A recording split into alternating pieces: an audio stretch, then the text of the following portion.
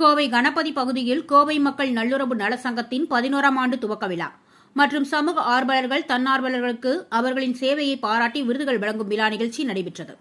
கோவை மக்கள் நல்லுறவு நலச்சங்கத்தின் 11வது துவக்க விழா நிகழ்ச்சி இன்று கோவை கணபதியில் உள்ள கோவை மக்கள் நல்லுறவு நலச்சங்க தலைமை அலுவலகத்தில் நடைபெற்றது. இந்த விழாவில் இச்சங்கத்தின் தலைவர் சுக்ருல்லா பாபு தலைமை தாங்கினார். அமைப்பின் செயலாளர் மோகன்ராஜா, துணை செயலாளர் சதீஷ்குமார் ஆகியோர் முன்னிலை வகித்தனர்.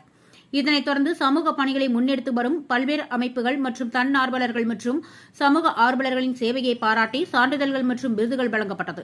இதனை சிறப்பு விருந்தினர்களாக கலந்து கொண்ட கோவை மாநகராட்சி 31வது வார்டு மாமன்ற உறுப்பினர் வைரமுருகன், ஜனாப் ஜாஃபர் அலி, ஜனாப் தாஸ் முகமது, லால் பாஷா ஆகியோர் சான்றிதழ் மற்றும் விருதுகளை வழங்கினார்.